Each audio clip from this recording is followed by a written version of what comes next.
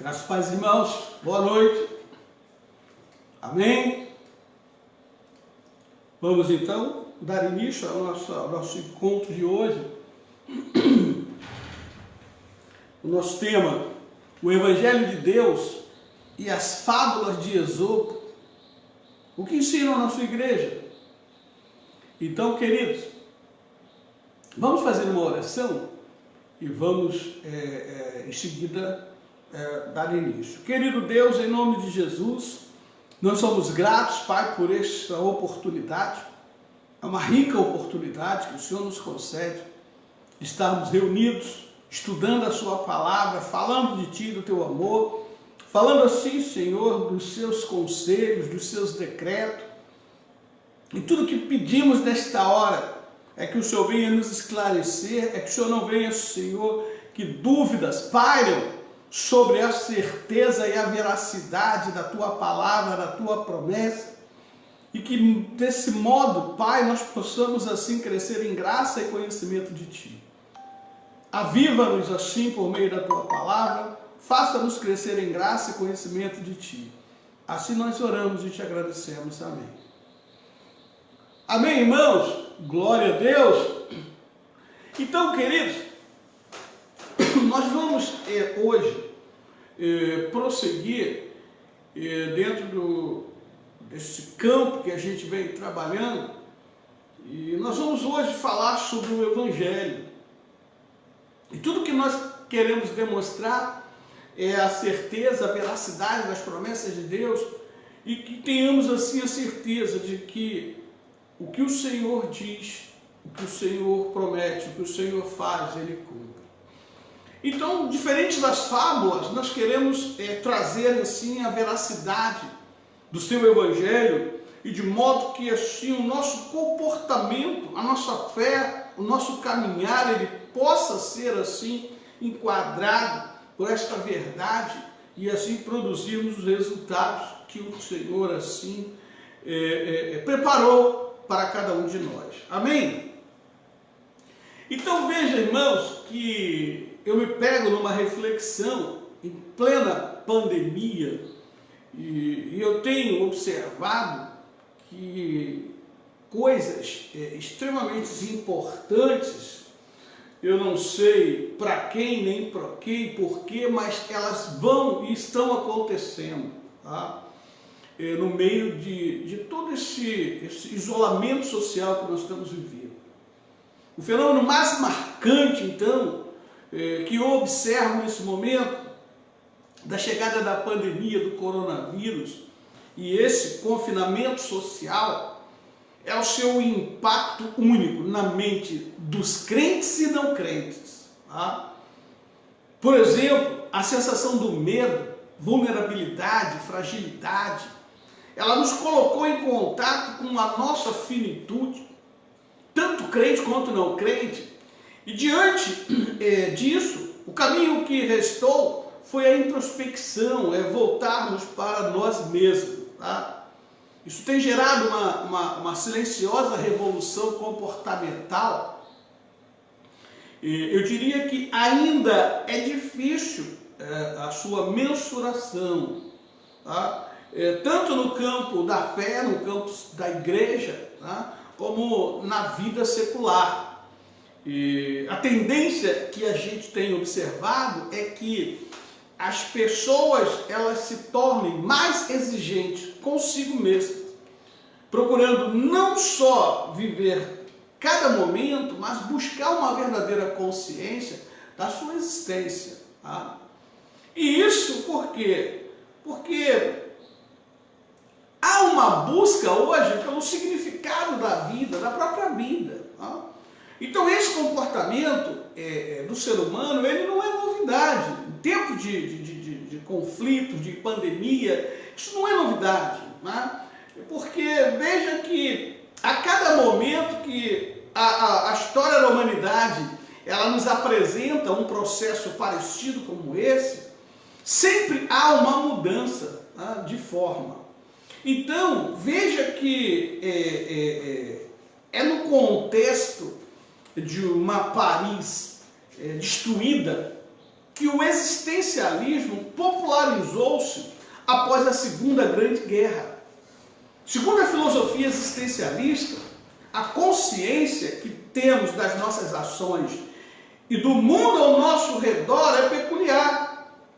A existência do ser não é algo que se possa meramente classificar ou mensurar. Ela é o desdobramento ou o acontecimento que não se deixa compreender, a não ser sendo um indivíduo. Há uma canção popular que retrata bem o que eu quero te dizer. Tá?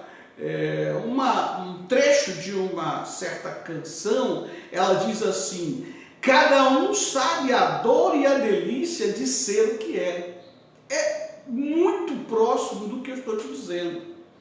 Por isso, o que somos não está pré-determinado segundo o existencialismo. Tá? Não se esqueça disso. Não é o que eu penso, não é o que eu acho, mas é o que diz o existencialismo. Tá? Então, o que ele diz? Que o que somos não está pré-determinado, mas é antes resultado das nossas ações. Então, coloca-se em questão assim, o propósito do ser humano em um mundo que não é como a pessoa, o indivíduo desejava que ele fosse, ou que ele mesmo tenha escolhido. Tá? Isso, então, é que traz a percepção de uma limitação. E essa percepção desta limitação gera um sentimento de ansiedade. As ações dos indivíduos, assim, passam a ser entendidas como resultado unicamente de escolhas, e não como reações ou reflexos das situações nas quais alguém se encontra. Né? Então veja que o que nós temos observado no meio da nossa sociedade: casais insatisfeitos se separam, os que por alguma razão não podem se separar tornam-se completamente agressivos e distantes um do outro. Né? Uns querem, olha, quando acabar essa pandemia eu vou me embora da cidade, eu vou morar no campo. Outros acham que não, que eles querem vir para a cidade, para as grandes cidades, para aproveitar que ainda tem saúde e vida. Né? Enfim, você começa a perceber que há uma revolução silenciosa no interior de cada pessoa, e com certeza isso trará grandes consequências mais para o futuro. Tá? Mas e os crentes? Os crentes também têm tido esse tipo de comportamento? A experiência, o que nós temos visto, sim. Os crentes também estão enfrentando esse mesmo dilema. Tá? Karl Jasper, um cristão e filósofo, existencialista, ele afirma que não somos um eu pré-determinado, como todo filósofo existencialista assim entende. Tá? O que podemos nos tornar seria melhor entendido pelas situações limites. Tá? E o que ele chama de situações limites? Ele chama de situações limites aquelas situações que constituem o nosso viver. Né? Ou seja, situações sem as quais não se pode viver, como, por exemplo, lutar, sofrer, o acaso, né? Se culpar e morrer. Então, estas situações limites, elas não se transformam a não ser nos modos em que se manifestam. Então veja que, para descrever então uma situação limite, ele utiliza a metáfora do muro. Tá? Ele traz então a imagem de um muro em que as pessoas estão ali batendo cabeça no muro. Né? E elas percebem que é impossível ultrapassar esse muro. Então elas ficam batendo cabeça. E obviamente que elas acabam vendo a impossibilidade de ultrapassá-lo, e então experimentam o que? O fracasso. Tá? Então veja que ela está então diante de uma situação limite intransponível, inexplicável, indomável, intransformável. E a única, então, coisa que lhe resta fazer é tentar esclarecê-la. Ele precisa raciocinar e entender o que ele está vivendo. Então, nesse sentido, Jasper, ele diz que passamos a questionar a nossa vida como um todo. Tá? Então, esse é o sentido da fé e razão, que segundo ele, e que ele defende, né, obviamente, que é transcender a existência real. Então, se o existencialismo de Jasper está correto, então nesse momento, aqui no Brasil, deve ter um monte de crente batendo com a cabeça no muro, tentando entender a sua vida, Deus, o significado de ser crente, que papel ele faz na igreja, para que a igreja serve, se ele acredita em Deus, se ele não acredita em Deus, ele deve estar se colocando diante dessa situação, que não é diferente, obviamente, do não crente. Tá? Então, qual é o grande problema que a gente vê aqui? Que grande parte dessa situação que eu acabei de descrever, ela pode ser acreditada a uma cosmovisão secular que aprisionou as mentes de jovens, adultos, idosos em nossas igrejas. Então, a mente desse grupo, né, de pessoas, ela acaba sendo prisioneira de uma cosmovisão secular. Os caras veem o mundo como o não crente. E isso é impossível. E isso demonstra exatamente o quão ruim tem sido a pregação, o ensino da palavra de Deus.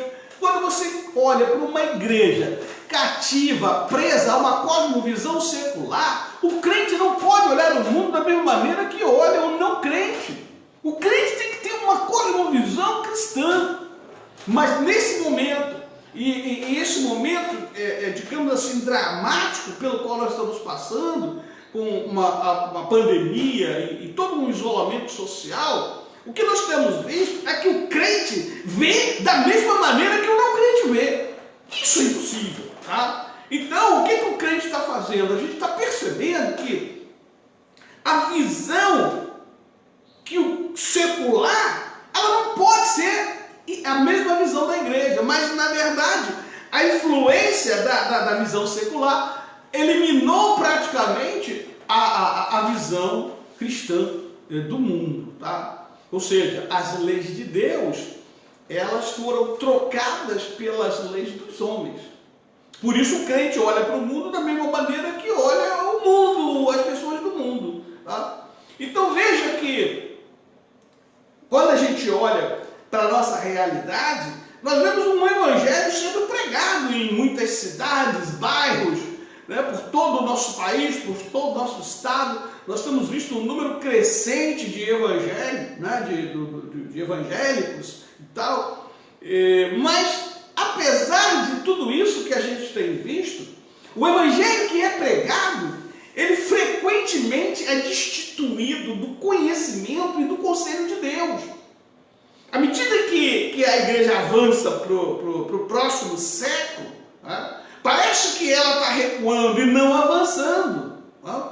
E isso tudo por conta de uma falsa doutrina que divide a igreja, que leva o mundo para a igreja, e por isso os crentes não têm uma percepção daquilo que é o conselho de Deus, a vontade de Deus, como eles têm que se portar diante do mundo e tomar as suas decisões baseadas numa fé genuinamente bíblica. Lhes falta isso. Tá? Então o que nós estamos observando? A crítica que eu faço é essa, que a maioria dos crentes no Brasil, eles vivem como se ainda não tivessem saído da primeira infância no campo do saber escriturístico. Tá? Então, é justamente para esse ponto que eu quero direcionar a nossa análise.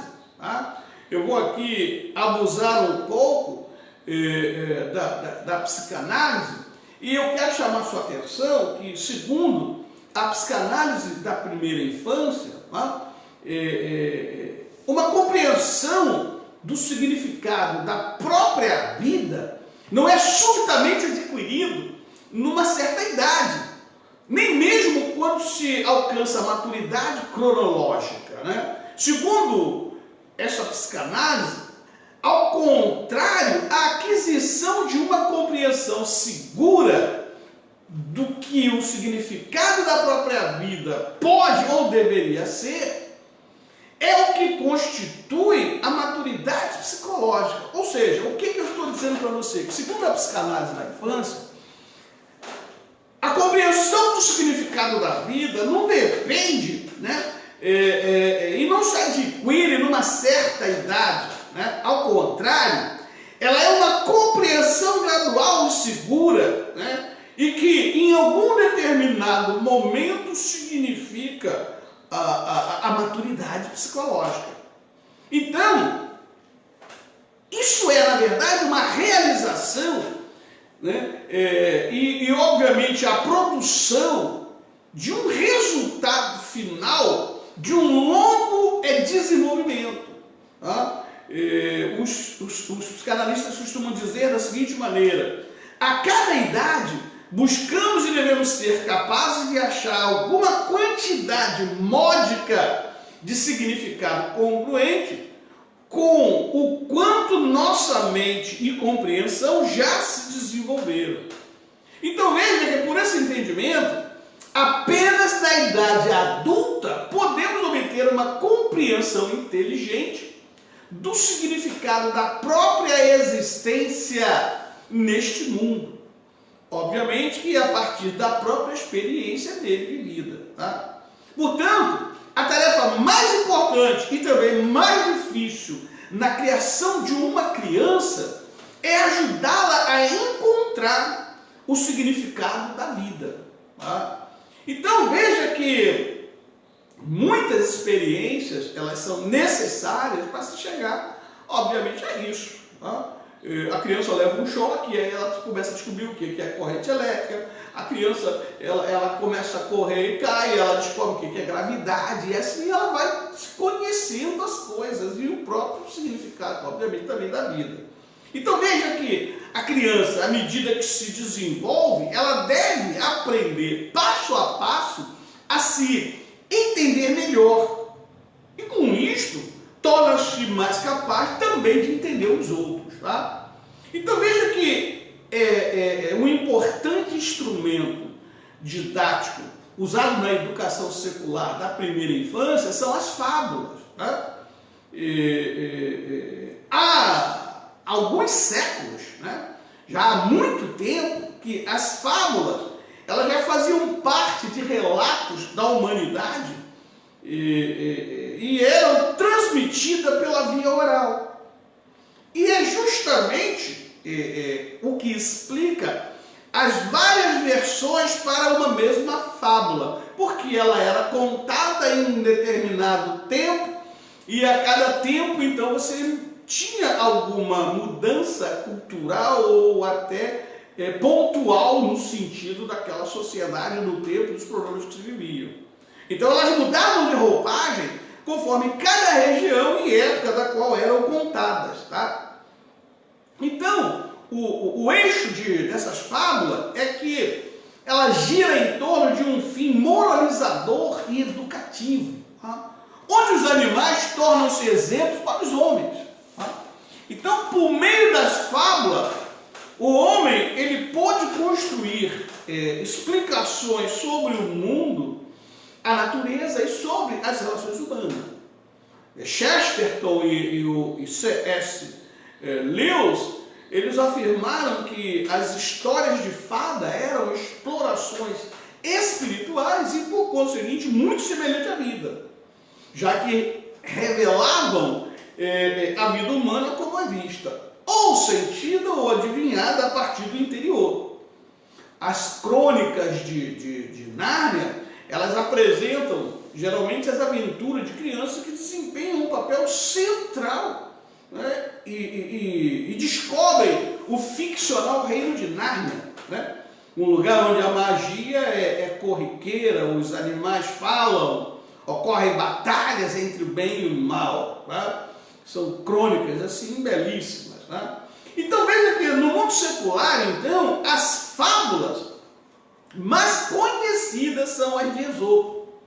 É o que nós assim mencionamos no título dessa nossa aula de hoje, tá? E quem era Esopo? O Esopo, ele foi um escravo nascido na Frígia, na Grécia Antiga, e viveu no ano 6 antes de Cristo, tá? Então, a sua obra ela marcou traços distintivos com a intenção de expor uma moral. Mas antes dele, ele não é o único, ele não é o autor, o criador desse estilo, tá? Antes dele, já no século VIII, são citadas as fábulas de Hesíodo, por exemplo. E depois de Esopo, nós temos Babrios e Fedro, né, que é o maior fabulista antigo de Roma, também filho de escravos. Tá? Então, o Esopo, ele criava histórias em que os animais eram os personagens, como a gente já mencionou aqui. Então, por meio do diálogo entre os bichos e das situações que os envolviam, ele procurava transmitir sabedoria de caráter moral ao homem. Quem populariza, então, as fábulas de Esopo é o francês Jean de La Fontaine. Né? Ele foi um dos maiores divulgadores dos textos de Esopo. Tá? Mas eu quero te chamar a atenção que, apesar de lúdico, é preciso entender a psicanálise das fábulas, tá? Porque ela não traz só esse sentido ético-moral, ela não chama para os valores vitais, porque elas são interpretadas de acordo com o subjetivo, com a mente de cada um. Tá? E as crianças, elas também têm, obviamente, a sua individualidade, a sua percepção, entendimento.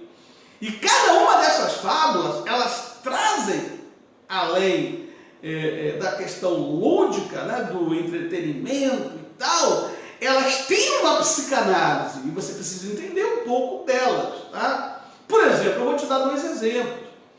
Na fábula A Velha e o Médico, tá? O cenário ele é narrado como uma velha, ela sofrendo dos olhos, ela manda chamar um médico. E esse médico, vendo que a senhora estava com problema de vistas, então a cada visita ele roubava assim, um móvel dela. Levava lá uma penteadeira, uma cadeira, enfim, ele ia roubando cada uma visita que fazia para ela. Então, quando ele termina o tratamento, ele solicitou a ela, obviamente, o pagamento que fora combinado, mas ela se recusou a pagar, porque ela afirma, ironicamente e de forma sutil, que ela havia sido roubada. Então, obviamente que a pendenga ficou ali, paga, não, mas não foi, não, aí vão para o magistrado, vão para o juiz. E chega lá no juiz, né, que já estava lá pronto para julgar o caso, ela diz que, olha, eu prometi o pagamento a ele desde que ele me curasse. Mas, o que aconteceu? O meu estado hoje é muito pior do que no início do tratamento. Porque antes dele iniciar o tratamento, eu via todos os móveis da minha casa. E agora não os vejo mais, eu só vejo poucos móveis da minha casa. Então, meu amigo, veja aqui o que é essa fábula, qual é a moral aqui. Na fábula, a moral aqui é que a senhora, ela acaba ridicularizando o médico, né, o comportamento do médico, né, argumentando que ela, ao invés de melhorar, ela piorou. Então, veja que, na verdade, senhora, eu não posso honrar, então, o meu compromisso que eu assumi com você, porque o compromisso era eu melhorar. E eu não melhorei, eu piorei. Antes de você iniciar o tratamento, eu via todos os móveis. E agora eu vejo poucos. Então, veja que por isso, então, eu não posso te pagar. Então, olha o que está implícito aqui, né? O subjetivismo aqui, ele pode não ser bem compreendido pela mente infantil. A mulher, ela está, ao mesmo tempo que o médico era ladrão, ela também não é uma boa pessoa, porque ela está negando, ela também está roubando ele, ela não está pagando a ele aquilo que deveria. E pelo contrário, ela está ridicularizando ele, né? Pô, você foi bobão, né, cara? Aí, ó, é óbvio que eu estou enxergando. E agora eu estou vendo que você me roubou. Mas eu estou dizendo que eu não estou enxergando. Então, entendeu a moral da história aqui? Então, ou seja, A psicanálise aqui desta fábula, ela pode ser um tanto terrível para uma mente subjetiva, sobretudo infantil, né? Então veja que, ao contrário, você também tem outras fábulas interessantes. Eu não vou contar todas, eu só vou narrar elas, vamos prosseguir. Mas eu vou dar um exemplo agora, o contrário, né? A fábula dos 2 mercadores e o tarro de azeitonas, né? Então o contexto, ele apresenta um comerciante, ele tendo a incumbência de guardar por 7 anos um tarro com azeitonas e moeda de ouro no fundo. Ao descobrir que ali estava aquelas moedas de ouro valiosíssimas, né? O comerciante, vou roubar essa moeda para mim, mas para roubar aquela moeda, ele teve que substituir as azeitonas velhas por novas, né? Afirmando depois que, olha, não, eu não me toquei nada não troquei absolutamente nada. Então, a narrativa então mostra que o califa, né, o dono então do tarro, ele olhou as azeitonas, tomou uma delas e deu uma ao menino. E depois de haver provado, ele pergunta ao menino: o que te parecem? Aí o menino diz assim: excelente, senhor, né? E em seguida passaram o tarro então para os azeitoneiros, caras que são especialistas em azeitona, para conferir. Então os especialistas, ao conferirem, né, eles percebem que aquelas azeitonas eram frescas e, obviamente, daquele ano. Elas não estavam ali 7 anos guardadas, como assim afirmavam, né, os mercadores que roubaram as moedas de ouro. Tá? Então, o que responde o garoto? Não, você está equivocado. Essas azeitonas, elas estão muito boas. Então, os especialistas, eles dizem assim: Senhor, né, eles clamam e dizem assim, que as reconheçam todos os mercadores deste artigo, e se não se dizem o mesmo que nós, ou seja, olha, pegue todos os caras que são especialistas em azeitonas no mercado, manda eles provarem. E você vai perceber que todos vão dizer a mesma coisa que nós estamos dizendo. Se eles disserem diferente, então você pode cortar nossa cabeça. É o que estão dizendo. Então aí depois eles afirmam assim: porque, Senhor, não há azeitonas, por boas que sejam, e por melhor preparadas que estejam, que se conservem sem apodrecer no fim de 2 anos. Então, como é que se resolve essa pendenga? Ora, por um processo lógico, né? A incompatibilidade aqui, ela é verificada pelo fato de as azeitonas estarem boas após 7 anos de conservação, o que é impossível, segundo o especialista, uma azeitona estar tão boa, tão fresca, tão durinha, como aquelas que ele provou depois de 7 anos.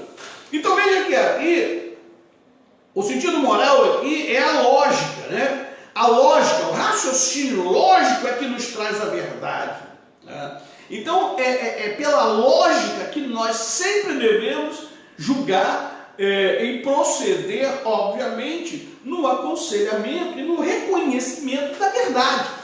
Então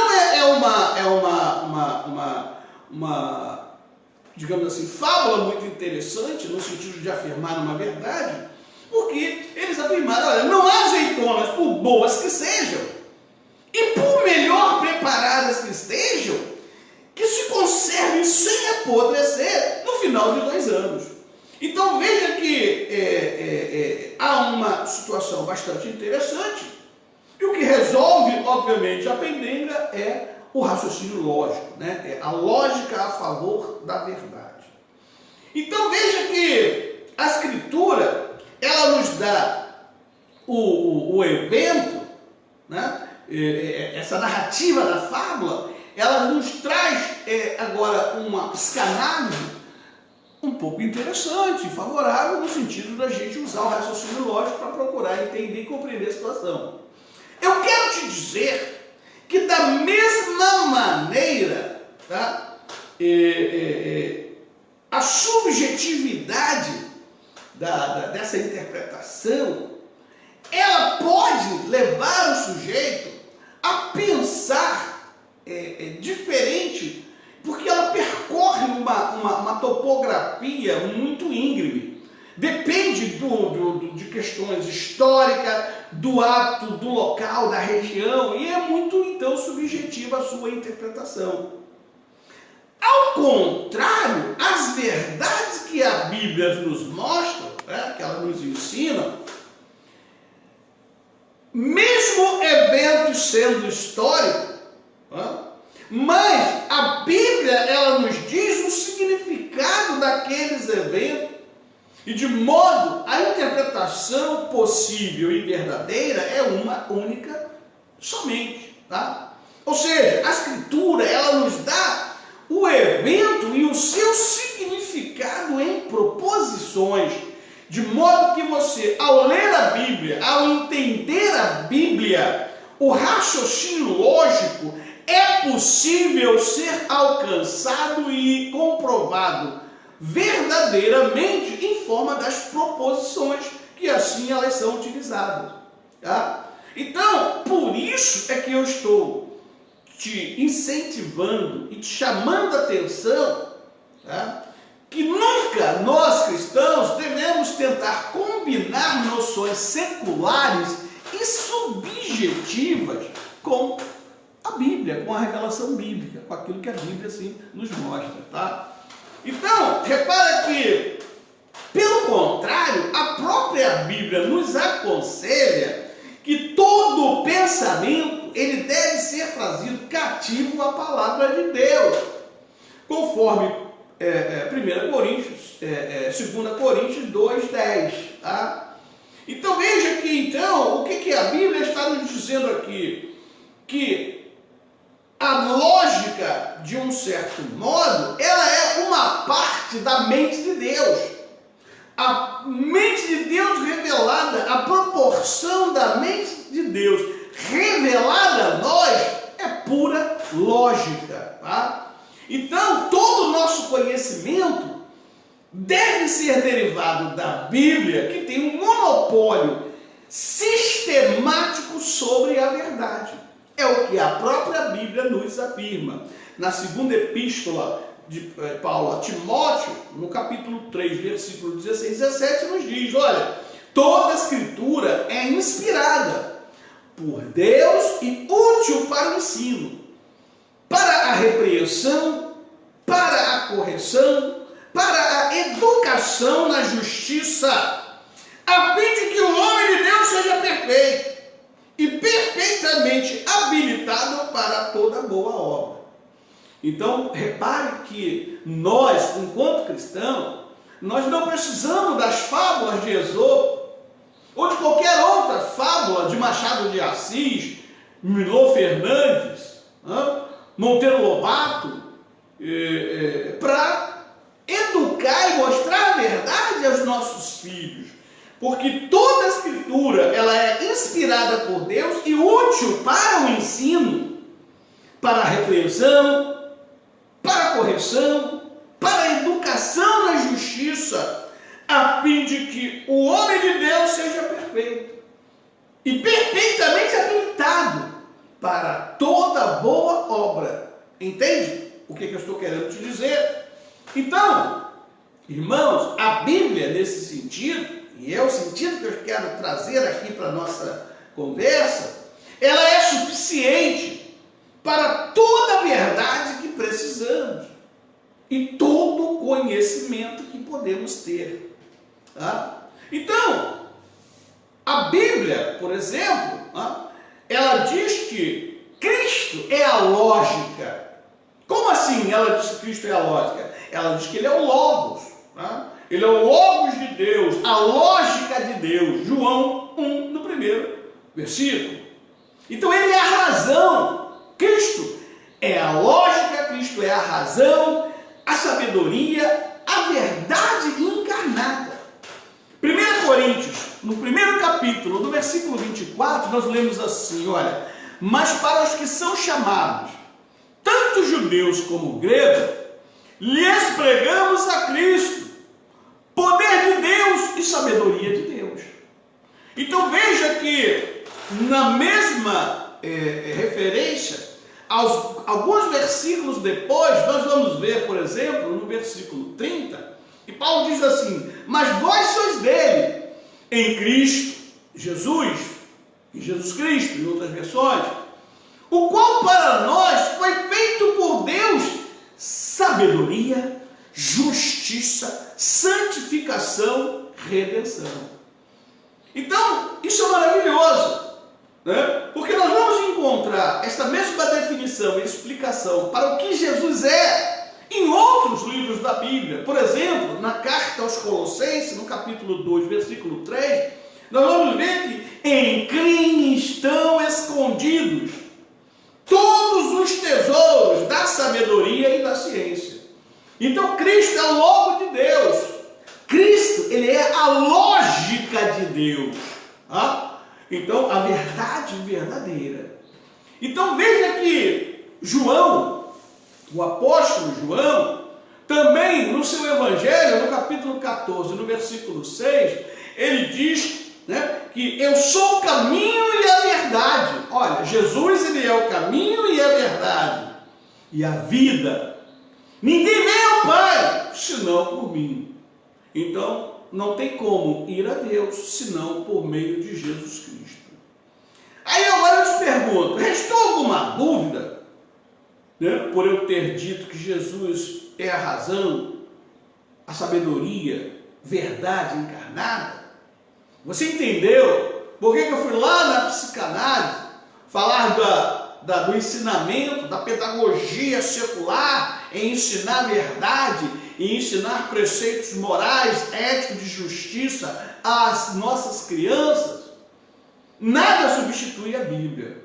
Por melhor que seja uma fábula, por mais interessante, divertida, ela não substitui a Bíblia como a nossa arma pedagógica para que possamos fazer os nossos filhos e as nossas crianças crescerem nas verdades da vida, do conhecimento da vida, da justiça da vida, de uma moral, da ética e todos os princípios que um ser humano civilizado precisa conhecer e viver. Tá?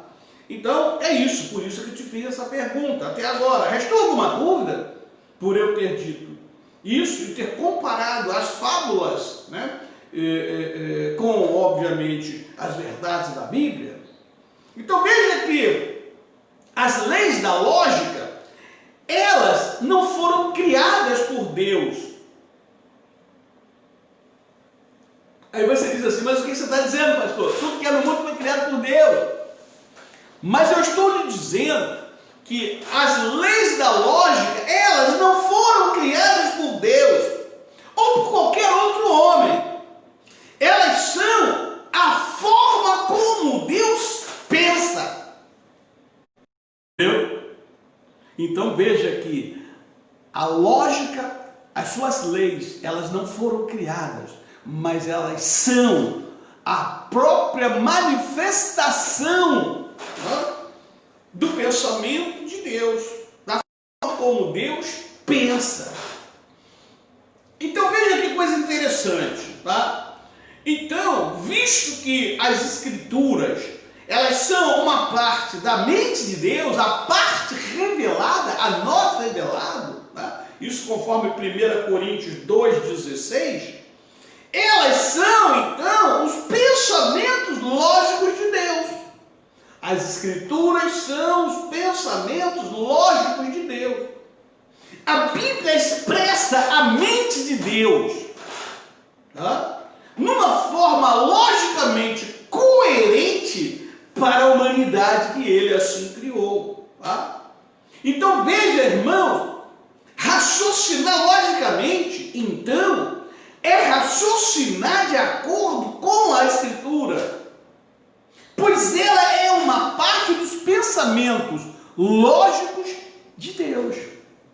Você vê como é que a Escritura, ela tem uma importância, um significado importantíssimo para o ser humano, E, no entanto, não é assim que ela é ensinada, não é assim que se é observado o seu valor para o ensinamento do cristão, em todas as fases da sua vida, tá?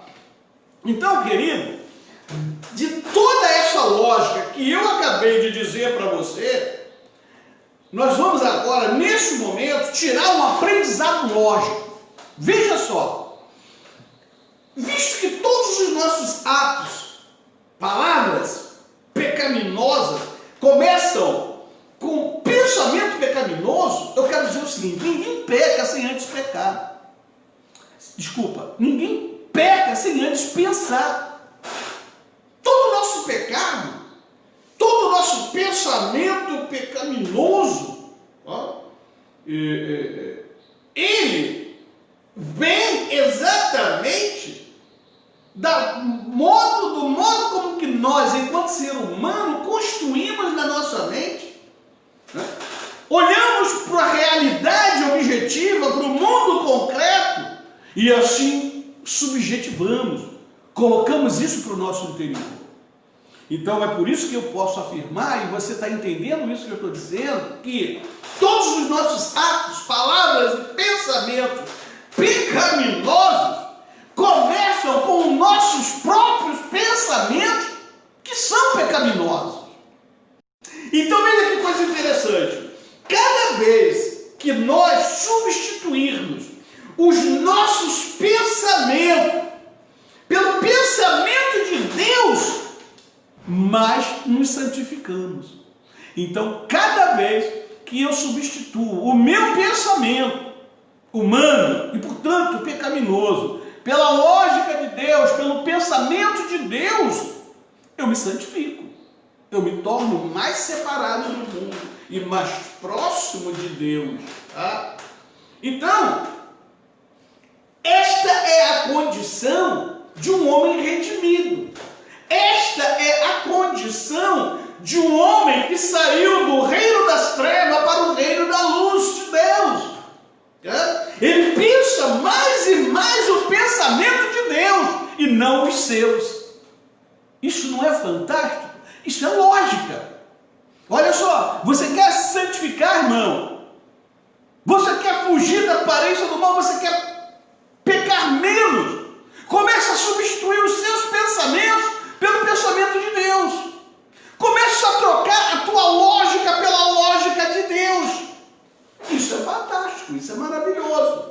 Tá? Então, eu te pergunto agora, como tem andado o teu pensamento? O teu pensamento tem andado mais nas coisas do mundo? O teu pensamento tem andado mais nas suas necessidades? O teu pensamento tem andado mais na sua preferência? O teu pensamento tem te levado a pensar mais naquilo que você gosta, naquilo que te dá prazer? Ou você tem pensado no pensamento de Deus, na lógica de Deus, que faz com que Deus seja glorificado por meio da tua ação e, portanto, no meio do pensamento de Deus conduzindo a sua vida? Como é que anda teu pensamento? Você quer mudar de vida realmente? Você quer fazer a vontade de Deus? Então troque os seus pensamentos pelo pensamento de Deus. Entendeu que coisa maravilhosa? Isso se chama lógica, processo lógico. Entende? Então, infelizmente, irmãos, muitos líderes, muitos pastores, crentes, irmãos, conhecidos e não conhecidos, eles têm caído em pecados, porque se tornaram céticos, porque eles não olham o pensamento de Deus como sendo Deus, como sendo a lógica de Deus, e por isso eles abandonaram o pensamento de Deus e passaram a tomar as suas decisões baseadas nos seus pensamentos. Quem fez isso, quem vive assim, quem age assim, ele crucificou o seu próprio intelecto. Por que ele crucificou o seu intelecto? Porque é a partir do seu intelecto, é a partir do seu entendimento que vai buscar em Deus a renovação dos seus próprios pensamentos, que ele vai avançar e sair de uma situação das trevas para a luz. Só através da mente, só raciocinando, só usando o seu intelecto, O homem é capaz de perceber que os pensamentos de Deus são maiores do que os seus. Isso é lógica. Isso é lógica. Isso é raciocínio lógico. É lógica pura. Entendeu agora? Que maravilha. Então, querido, quando você, ao contrário, abandona o pensamento de Deus, quando você deixa de pensar, você crucificou o seu intelecto, a sua mente foi crucificada, está lá morta, presa na cruz, e não ressuscitou. Então, neste momento, você se tornou um irracional. Você tem um cérebro, você tem um intelecto para você pensar logicamente, conhecer Deus, viver a lógica de Deus, a verdade de Deus. Mas quando você assim não age, você se tornou um irracional. Então, você abandonou o pensamento revelado de Deus pela adoção de um subjetivismo humano que é pecaminoso. Você é um irracional. Tá? Você deixou de pensar e agir logicamente. Então, por isso eu enfatizo para você. Só há uma verdade, e essa verdade é a lógica de Deus, é o pensamento de Deus. Qualquer outra ação fora disto é irracionalismo. Então, por isso eu reforço para você. A Bíblia somente é a palavra de Deus. Ela tem um monopólio sistemático sobre a verdade. Por isso ela é infalível. Por isso ela é inerrante.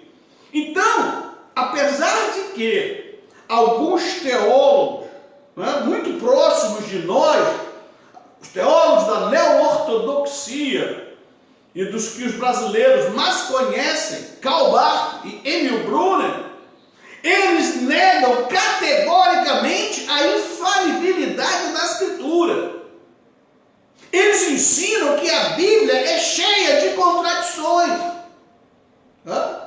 que ela não é um sistema de verdade inteligível e racional.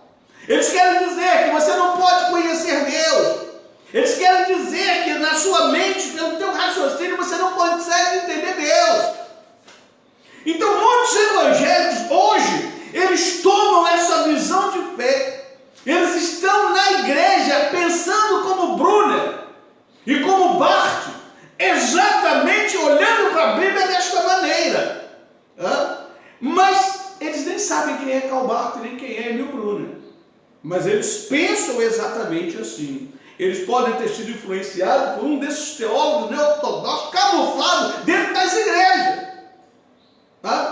Então, a neo-ortodoxia ou barthianismo é um modelo teológico ligado ao nome do teólogo Karl Barth. Morreu em 1968, mas deixou a sua obra. Então, a sua obra literária de maior destaque é a Dogmática da Igreja. Ele escreveu em 13 volumes que encerram elementos principais do seu pensamento. Então, o universo de Barth, ele é amplo, e nele se destaca até mesmo pontos interessantes. Por exemplo, ele fala da soberania de Deus, ele reconhece a soberania de Deus. O lugar que ele concedeu a Cristo, para ele Cristo é o verbo, para ele Cristo, na verdade, é a revelação de Deus. Mas o aspecto do pensamento que mais se popularizou dessa neo-ortodoxia e que merece ser criticada é a parte em que ele nega a verdade da Bíblia. Ele diz que a Bíblia não é a palavra de Deus. A Bíblia, ela não é inerrante. A Bíblia não é infalível. Então, ele ensina, na verdade, que a única revelação de Deus ao homem é Cristo. Só Cristo é a palavra de Deus. Então, por ele, exclusivamente, é que Deus se comunicou com os seres humanos. E isso, segundo ele, aconteceu quando a palavra se fez carne. E o Deus homem se manifestou em todo o mundo. Então, de acordo com com esse entendimento, a Bíblia ela não é a palavra de Deus, mas somente Cristo. Então, Barth, na verdade, ele não crê que as palavras da Escritura fossem inspiradas. E também não acreditava que os registros bíblicos fossem infalíveis. Então, curiosamente, irmãos, segundo essa neo-ortodoxia, ainda que a Bíblia não deva ser vista como revelação de Deus, ela deve ser respeitada, pois as Escrituras elas podem se tornar a palavra de Deus. Olha o grande perigo aqui. O que ele quer dizer? Olha, a Bíblia ela não é a palavra de Deus, mas ela pode se tornar a palavra de Deus desde que você pegue a Bíblia, leia, entenda, e aí reconheça, obviamente, Cristo e passa a agir conforme assim Deus requer. Ou seja, ele tornou uma interpretação totalmente objetiva, uma verdade objetiva revelada, numa verdade subjetiva, que depende de quem vai ler. Né? Então, para a Escritura se tornar a palavra de Deus, ela depende de quem lê, do sujeito, do subjetivo.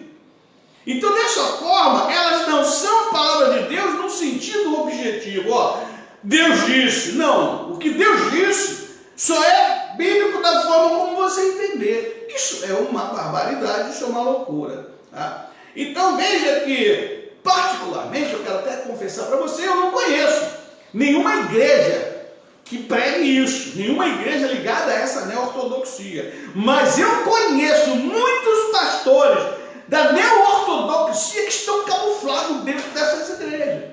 E ali nos bastidores, eles vão conduzindo assim esse ataque brutal contra a veracidade de Deus, da palavra de Deus, da Bíblia como palavra de Deus. Tá? Então veja, irmãos, que o que ele está, na verdade, afirmando é tirando a objetividade da revelação de Deus e dando ao sujeito, né, que assim consiga encontrar Deus naquelas palavras. Não faz o menor sentido. Eles acabam, na verdade, reduzindo a Bíblia às fábulas de Esopo. Essa é, na verdade, a comparação que eu faço a partir do título. Tá? O sujeito é quem dá o sentido moral e ético aos ensinamentos bíblicos, não a Bíblia em si. A Bíblia não muda ninguém, segundo ele, mas você é que vai dar o entendimento subjetivo daquilo. Então, a partir do teu entendimento, você vai agir conforme o seu entendimento. Mas isso é um absurdo total. Existem vários versículos da própria Bíblia, referência à Bíblia, que anulam completamente essa blasfêmia, digamos assim. Mas não dá para citar todos aqui, eu vou falar apenas de alguns. Por exemplo, Mateus 1, no primeiro capítulo, no versículo 22, a palavra diz assim, ó, tudo isto aconteceu para que se cumprisse o que foi dito da parte do Senhor, pelo profeta que diz. Cara, aí o Bartiano, ele lê isso aqui e diz assim, não, aqui está dizendo que tudo isto aconteceu para que se cumprisse o que foi dito da parte do Senhor pelo profeta. Mas eu acho que não foi isso não. Isso aí foi dito para que eu entendesse que não é assim que está escrito. Pô, não faz o menor sentido, irmão. Aí quando você vai para João 17, né? Santifica-os na tua verdade. A tua palavra é a verdade. É bem claro, é bem objetivo que está, né, a questão toda aqui. Então, por exemplo, Hebreus, no primeiro capítulo, no primeiro versículo, olha, havendo Deus antigamente falado muitas vezes e de muitas maneiras aos pais pelos profetas, a nós falou-nos nestes últimos dias pelo Filho. Cara, não tem como tirar a objetividade da Escritura, está aqui bem claro. Né? Então, irmão, essa ideia bartiana de que pode haver contradições em Deus e na Escritura, e que a fé pode aceitar essas contradições, isso abre a porta para todos os erros do subjetivismo, que está muito presente na prática das igrejas de hoje. Todo esse trabalho que a gente tem visto hoje, que eles chamam que faz, por exemplo, os pastores ligados ao movimento de MDA, M13, radical. Esses caras, esses pastores, eles são partianos na essência e não sabem. Porque eles acreditam que eles podem influenciar o sujeito dando-lhe treinamento, capacitando-os a raciocinar através de um instrumento que eles utilizam como, por exemplo, confinamento. E ali eles vão tentar mostrar alguma verdade que subjetivamente cada um vai perceber e entender e vai procurar mudar. O desafio que eu faço é a todos esses instrutores me apresentem um que efetivamente apresentou mudança progressiva e não apenas uma mudança momentânea. Me apresente um que efetivamente tenha mudado progressivamente, que nunca mais voltou a ser o que era, mas que deu um salto na sua redenção, evoluiu, enquanto lógica, enquanto palavra de Deus. Me apresente um. Então veja que o processo não é de emoção, a Bíblia não é emoção, a Bíblia ela é objetivada na lógica de Deus, revelada pelo seu pensamento, é a revelação de Deus. Então, querido, os martianos, eles vão continuar afirmando o seguinte: olha, não devemos argumentar em favor da verdade ou tentar provar que ela é correta. Você não tem que argumentar em favor da verdade como eu estou argumentando aqui agora, que a Bíblia, a palavra de Deus, é verdadeira, que ela é infalível. Olha, não faça isso, tá? Ele diz o seguinte: por quê? Porque nós apenas podemos sentir o que é correto e aceitá-lo cegamente. Ou seja, não me diga que a Bíblia é verdade. Eu preciso sentir se ela é ou não. Se eu não sentir, ela não é. Não faz o menor. Por isso que está aí um bando de desviado. Por isso está aí um bando de gente que não conhece Deus e o propósito de Deus. Então eles continuam dizendo o seguinte: olha, quando você tenta fazer com que tenha sentido, tá? Ou tentar me ensinar alguma doutrina, você está destruindo toda a possibilidade de minha paixão e amor e a me afundar na morte. Eu preciso entender a minha existência a partir do meu encontro com a palavra. Se eu me encontrar com a palavra e a palavra fizer efeito em mim, então está aí o resultado positivo. Cara, isso é um absurdo total. É o que está acontecendo aí. Os caras querem que os homens, através do seu subjetivismo, reconheçam Deus, aprendam Deus e entendam quem é Deus. Não é isso, cara. O conhecimento de Deus não é subjetivo. O conhecimento de Deus é objetivo e ele é revelado. Aquilo que Deus diz, aquilo é. Não tem outra forma. Entende? Então veja que, na verdade, é dessa forma, como eu tenho afirmado, que muitos têm enfatizado que tem um relacionamento com Deus. O cara diz que tem um relacionamento pessoal com Deus. Não, olha só, cada um tem a sua forma de se relacionar com Deus. Veja só, cara, existe isso. Isso é loucura, isso é doideira. É muito chá de cogumelo na cabeça do cara, meu irmão. Olha só, não, cada um tem a sua forma de se relacionar com Deus e tal, cada um tem a sua forma de entender Deus, cada um tem a sua forma de ver e de lidar com Deus. Olha só, é muito chá de cogumelo, irmão. Então, cara, na verdade, veja só, esses caras querem dizer que eles têm um relacionamento pessoal com Cristo. Mas isso não faz o menor sentido. Por que não faz o menor sentido? Porque o próprio Satanás, ele tem um relacionamento pessoal com Cristo. Tem ou não tem?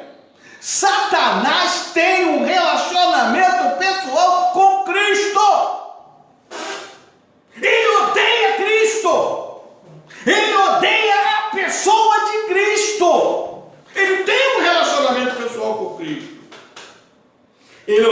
Cristo de uma forma muito especial e pessoal. Entende?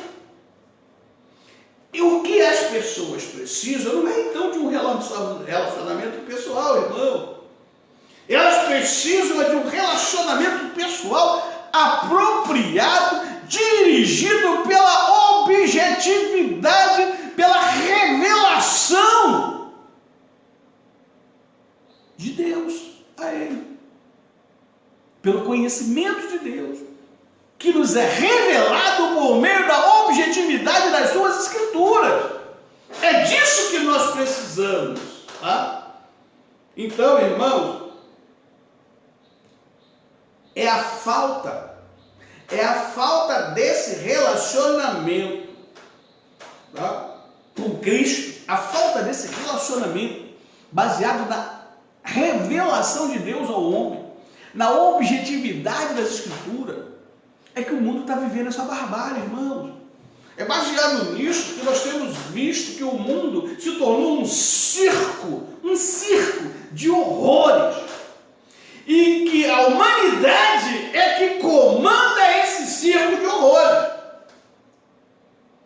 E aí, o que explica, o que se entende, porque tantas mulheres têm abortado, porque tanta violência contra a própria mulher, por isso tanta violência contra a primeira infância, né?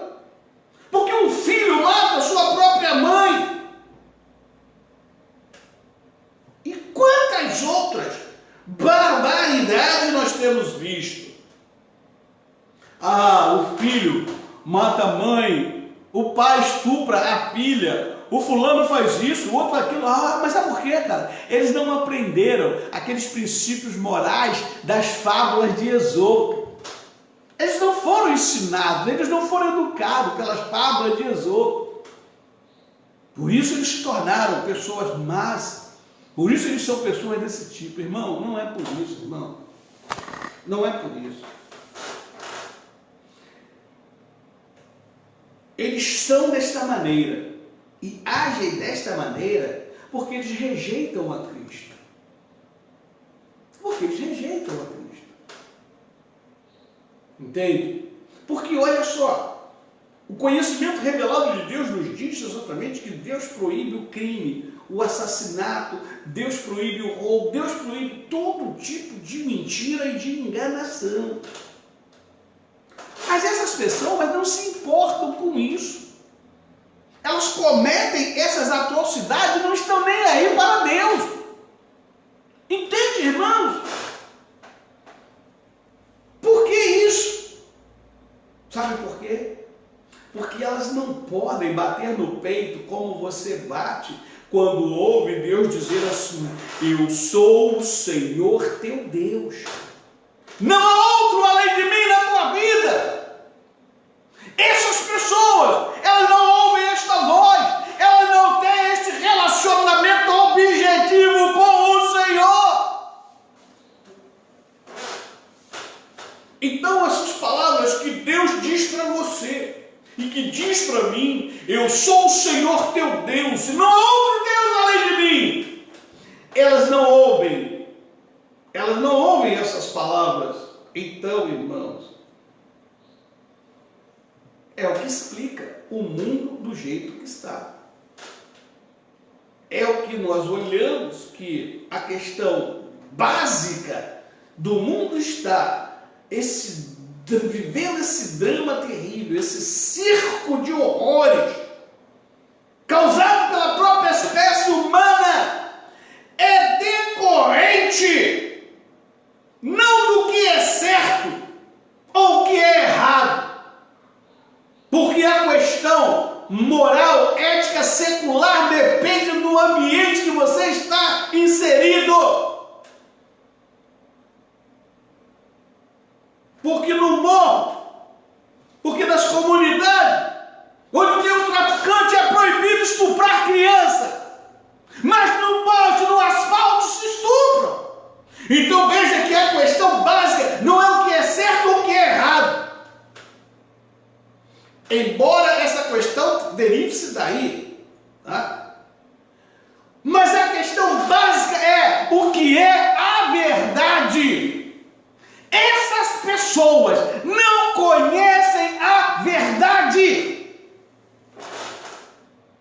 Então, o que explica o mundo está do jeito que está, a maldade imperando, não há limites. Não é uma questão de certo ou errado, não é, mas é uma questão de o que é a verdade. E o que é a verdade? A verdade é Deus, a verdade é a palavra de Deus, a verdade é a lógica de Deus. Então, queridos, a distinção entre o certo e o errado não se resolve por meio de uma descoberta empírica da lei natural. Entendeu? Nem pelo formalismo lógico kantiano, nem pelo cálculo impossível do utilitarismo de Jeremy Bentham. Não é. Mas pela revelação de Deus por meio de sua palavra. É isso, entende? Então essa revelação, ela vem em primeiro, tá? Do ato de Deus criar o homem à sua própria imagem, dos princípios morais básicos implantados no seu coração, que mais tarde foram violados. Segundo, das instruções específicas dadas a Adão, depois a Noé, que sem dúvida ultrapassavam e expandiam a doação inata. Terceiro, irmão, da revelação mais compreensiva dada a Moisés. Chamou Moisés, deu-lhe uma revelação muito mais compreensiva do certo e do errado. Quarto, dos diversos preceitos subsidiários no restante da Bíblia. Então é isso. Isso é verdade. Quer conhecer a verdade? A verdade é a lógica de Deus. E a lógica de Deus é a sua mente. E a sua mente é a Bíblia, é a sua palavra. A palavra revelada a cada um de nós. Mas enquanto os homens afirmam que a Bíblia não é isso, é uma colcha de retalho com um pouco de verdade, um pouco de mentira. Umas coisas é Deus, outras coisas não são de Deus. E que a revelação de Deus pela Bíblia se dá pelo encontro do sujeito que abre a palavra, lê a palavra, se identifica com ela e diz: cara, isso não existe. Isto não existe. Mas infelizmente nas nossas igrejas estão camufladas um bando de gente que pensa assim. E de alguma forma eles fazem vocês acreditarem que é assim. Por isso eles querem mudar o seu subjetivo pelas lógicas e preceitos humanos, não pela razão lógica de Deus, não pela revelação de Deus por meio da sua palavra. Então, irmãos, o que nós estamos observando? Que eles trocaram a verdade de Deus, continuam trocando a verdade de Deus por um emocionalismo freudiano. Um emocionalismo freudiano que substituiu o intelecto da pessoa. Reduziram a pregação do Evangelho a uma lavagem cerebral psicológica. O que eles fazem nesses trabalhos que vão por aí pelos sítios, pela internação das pessoas durante dias, horas, é uma lavagem cerebral psicológica. E não é isto que muda o homem. Fé não é emoção. Fé não é emoção. Fé é razão que vem e está na lógica da revelação lógica de Deus. Emoção é um distúrbio que pode ser negativo ou positivo. A emoção tanto te faz chorar como te faz rir. É um distúrbio. Mas isso não é fé. Fé é o entendimento intelectual com assentimento volitivo. Isso é fé. Não é emoção. Então o problema da incredulidade O problema é que nós estamos olhando de um crente que não consegue ficar de pé, ele não consegue resistir por muito tempo na presença de Deus, fazendo só roxo bento. Não é a falta de evidência ou informação, mas é o fato de estarem cegos para a glória de Deus, para a glória de Cristo, revelada no Evangelho, conforme diz as Escrituras. 2 Coríntios 4:4, nos quais o Deus deste século cegou os entendimentos dos incrédulos, para que lhes não resplandeça a luz do Evangelho da glória de Cristo, que é a imagem de Deus. Então, irmãos, como é que nós temos que proceder nesse caso? Como você deve proceder nesse caso? Você tem que insistir na pregação da palavra de Deus. Você tem que insistir no ID de Deus. Porque Deus que disse que das trevas resplandecesse a luz, é quem resplandeceu em nossos corações para a iluminação do conhecimento da glória de Deus na face de Jesus Cristo. 2 Coríntios 4:6, entendeu? Isso é Bíblia, isso é revelação, isso é conhecimento de Deus, isso é lógica de Deus. Então o problema da incredulidade, o problema do mundo está esse circo de horrores. Não é intelectual apenas, mas é ético. É ético, é uma questão ética. E esta questão ética, somente o Evangelho de Deus pode dar a resposta. É isso. Então, irmãos, por isso eu insisto em dizer que a totalidade da Escritura, ela diz respeito a Jesus Cristo, sim. Esta afirmação requer que aceitemos duas outras importantes verdades. Primeira, toda a Escritura é o Evangelho de Deus. O Evangelho de Deus começa em Gênesis e termina em Apocalipse. A segunda verdade, a Bíblia inteira, ela se relaciona com a obra de salvação da ordem criada. A Bíblia inteira, ela se relaciona, ela fala, ela menciona, ela mostra, ela traz o conhecimento com a obra de salvação de toda a ordem criada. A salvação não só de alma, mas a salvação do universo, a salvação do mundo. Eis o Cordeiro que tira o pecado do mundo. Então, quando você compreende isso, esta compreensão, ela te leva ainda a outra, não menos importante verdade. Qual seja? Que o propósito de Deus, desde o início, era glorificar a si. O propósito de Deus, ao criar o mundo, ao criar o homem, o seu propósito, desde o início, era glorificar a si. E Ele vai glorificar a si, restaurando céus e terra. Então veja que, pela instrumentalidade da pessoa, obra de Jesus Cristo na cruz, desde o início, este é o propósito de Deus. Mas as pessoas ficam perguntando: ora, mas Deus fez o homem perfeito, e por que ele pecou? Ah, por que Deus pecou? Deus permitiu que Adão pecasse. Oh, porque Deus pecou. Caraca, meu irmão, preste atenção. Preste atenção.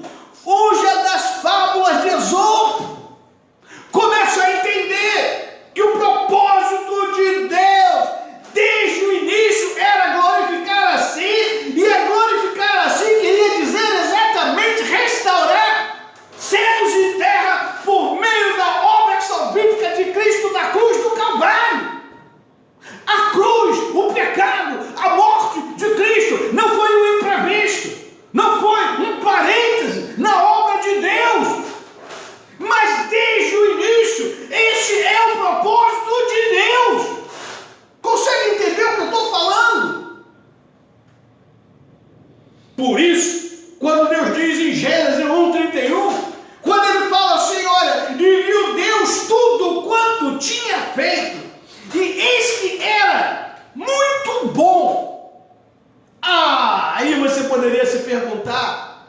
o bartiano.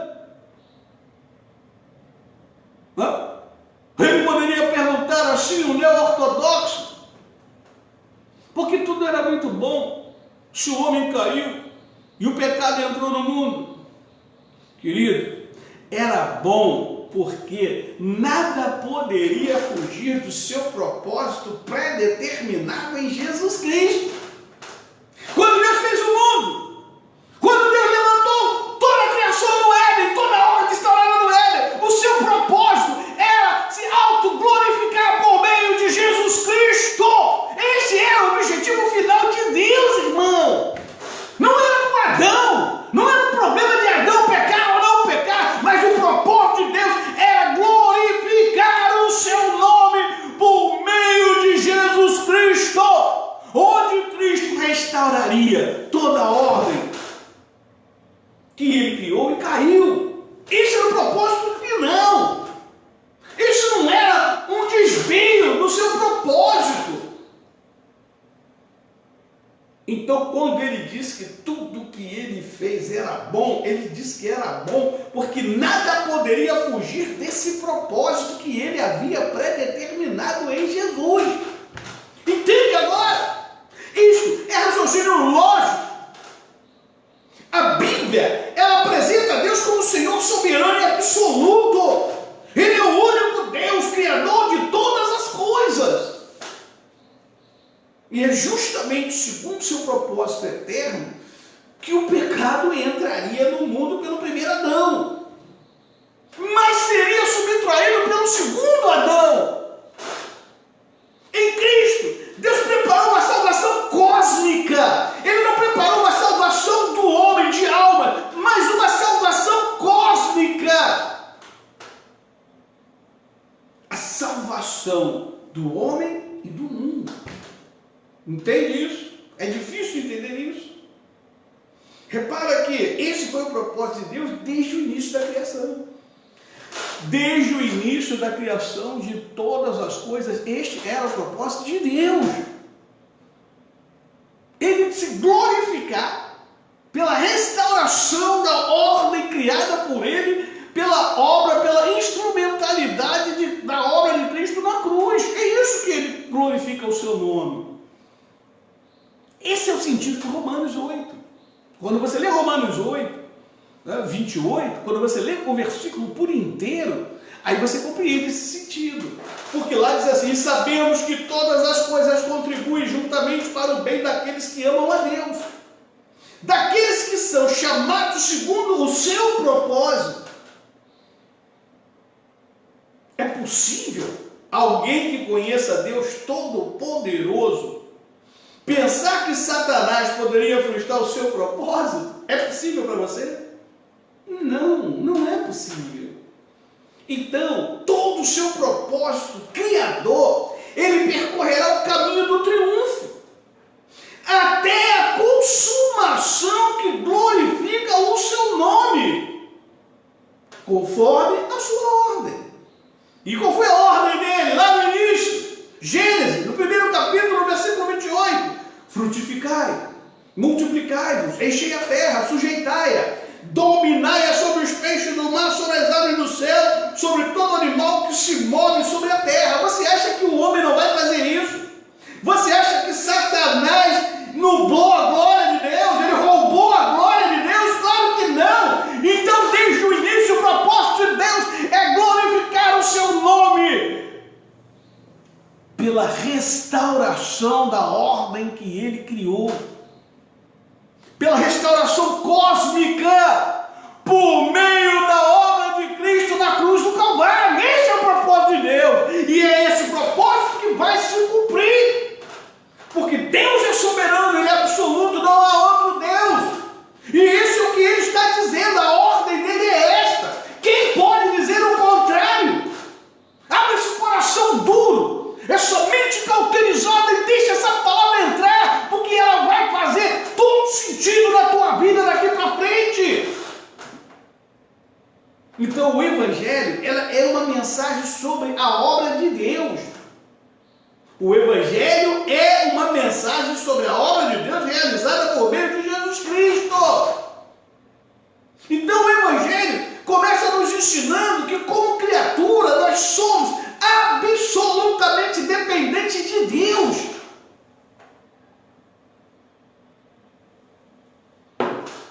E que Ele, Deus, como Criador, Ele tem direito absoluto sobre nós. Você não tem que brigar com Deus, porque você quer isso e Deus te deu aquilo. Você não pode brigar com Deus, porque você não pode vencer Deus. Então, entenda isso, que o Evangelho é uma mensagem acerca de Cristo. Cristo, o Filho de Deus encarnado. Cristo, o Cordeiro de Deus que morreu pelos nossos pecados.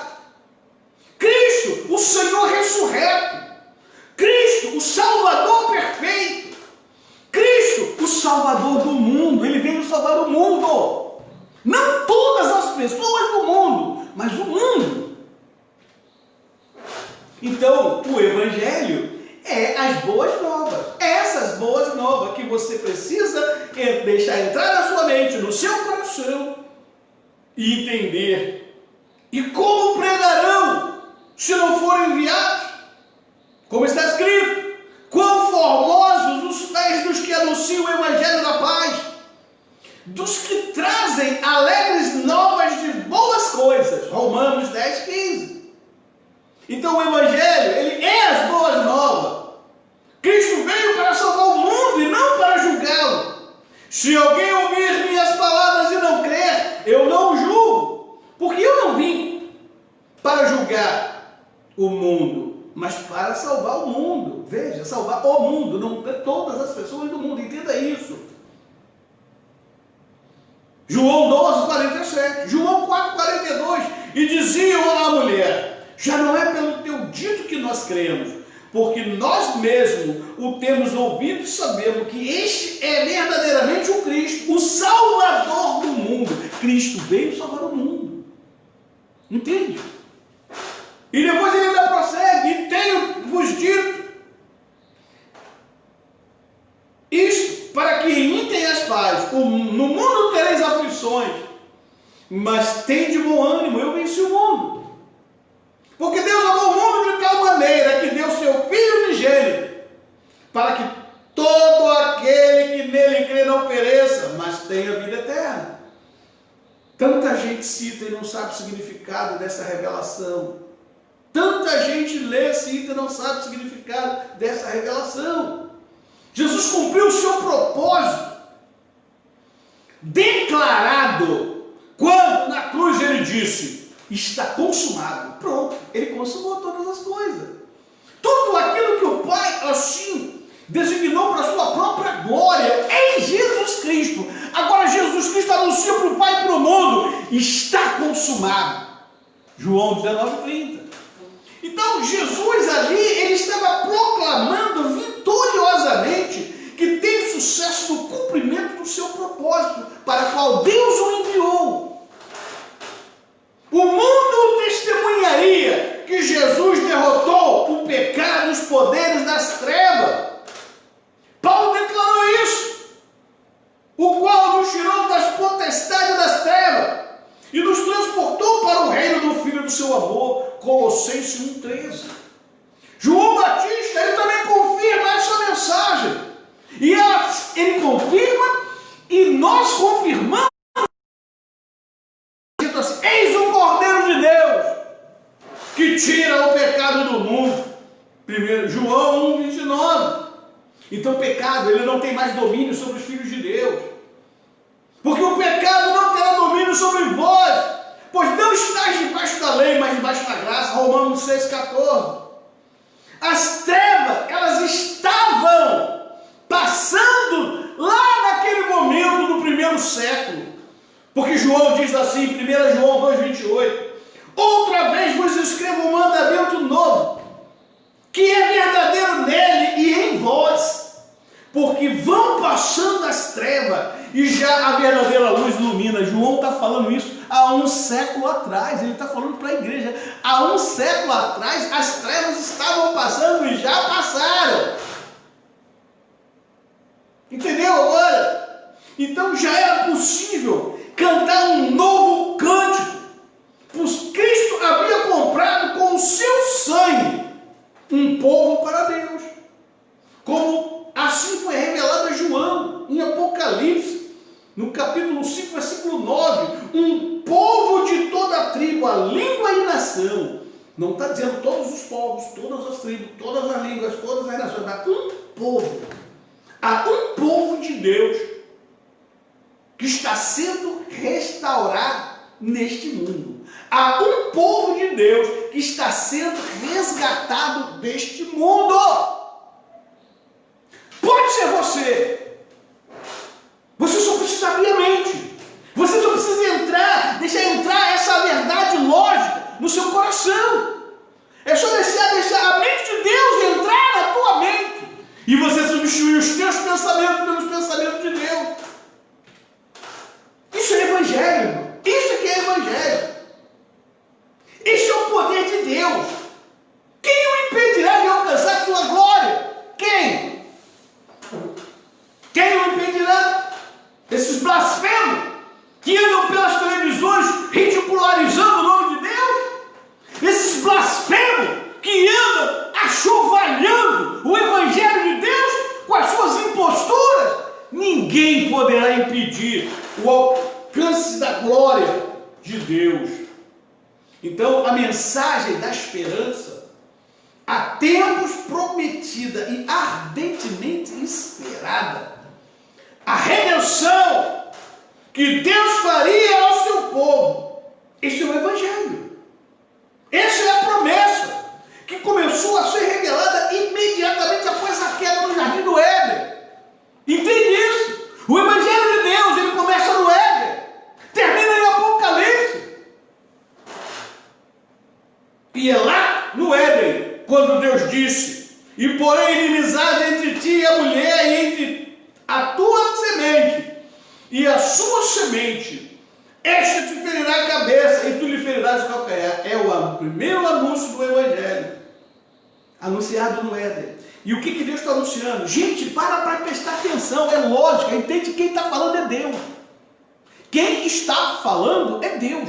Não é aquele pastor televisivo que fala um bando de mentira aí para vocês, não. É Deus quem está dizendo. E olha o que Deus está dizendo. Eu, Deus, vou derrotar o pecado, porque eu vou pôr inimizade entre a semente da mulher, que é Jesus Cristo.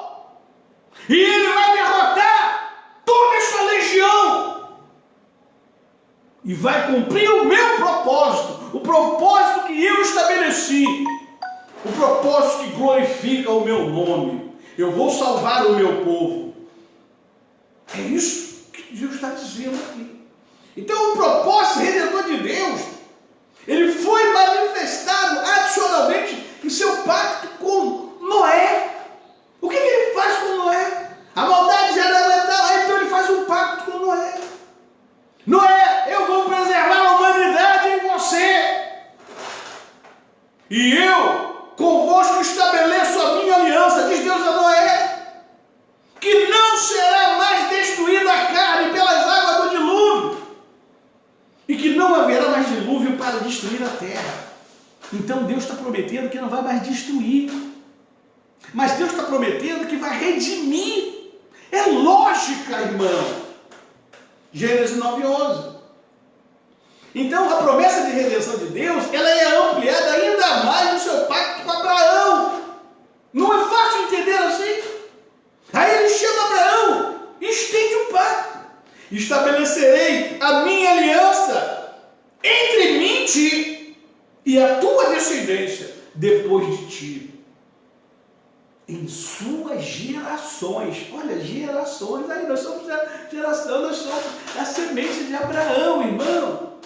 Então, por aliança perpétua, para te ser a ti por Deus e a tua descendência depois de ti.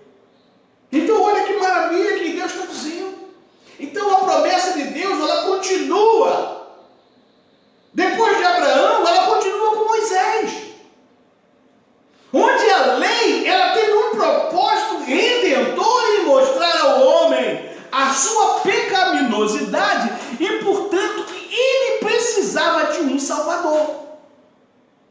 Cristo Jesus. E aí antes, novamente, ele firma esta aliança com Davi.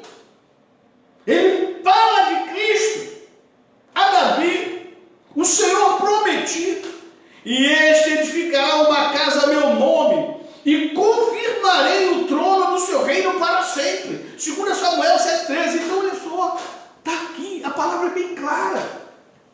Depois ele fala com Jeremias. Jeremias falou um novo pacto. Ele falou de um novo pacto, uma nova aliança. Eis que dias vem, diz o Senhor, em que farei uma nova aliança.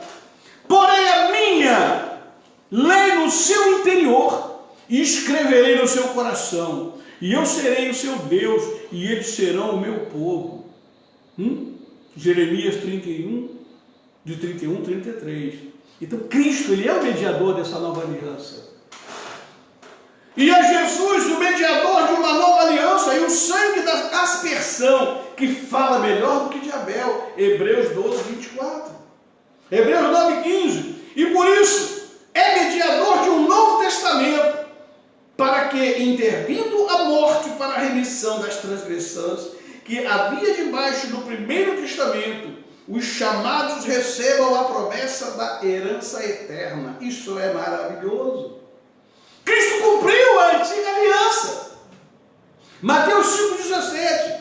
Não cuideis que vim destruir a lei ou os profetas. Não vim abrogar, mas cumprir. E ele cumpriu em nosso lugar. Então o Evangelho é o poder de Deus para a salvação de todo aquele que crê. Romanos 1,16. Cristo está de fato sentado à destra de Deus hoje e agora. Ora, a suma do que temos dito é que temos um sumo sacerdote tal, que está sentado nos céus à destra de Deus, à destra do trono da majestade. Hebreus 8,1. Isso é maravilhoso. Então, Cristo, tendo recebido toda a autoridade no céu e na terra, ordenando que seu povo, a igreja, vá e faça discípulos de todas as nações. Foi isso que é a última ordem dele. E chegando-se Jesus, falou-lhes dizendo: é-me dado todo o poder no céu e na terra. Portanto, ide, fazei discípulos de todas as nações, batizando-os em nome do Pai, do Filho e do Espírito Santo, ensinando-os a guardar todas as coisas que eu vos tenho mandado. Eis que estou convosco todos os dias até a consumação dos séculos. Amém. Mateus 28, 18 a 20. Então entende aqui, irmãos, Cristo, ele recebeu a ordem de sentar-se até que todos os seus inimigos se tornem para os cabelos dos seus pés. Aí fica o irmãozinho coitado, o outro que fica assim: pandemia, Jesus está vindo. E guerra no Iraque, e Jesus está vindo. Irmão, Jesus não vem. Jesus não vem. Jesus está sentado à destra de Deus, e ele só sai do trono dele quando todos os inimigos dele já estiverem debaixo dos seus pés. E sabe quando todos os inimigos dele vão estar debaixo dos seus pés? Quando a igreja dele, aqui na terra, tomar vergonha na cara, aprender a palavra de Deus, começar a viver a palavra de Deus, começar a pregar a palavra de Deus, e aí os que são dele, que ainda permanecem cativos, começam a ouvir a pregação do Evangelho, começam a ouvir as boas novas do Evangelho, essas que eu estou te pregando agora, e aí eles começam a se converter dos seus pecados a Deus, e começam então a destruir o reino de Satanás. E então, o último inimigo, a morte, morreu. Aí Jesus veio. Então, amigo, enquanto isso não acontecer, esquece esse negócio de vinda de Jesus, porque alguém fez guerra contra alguém.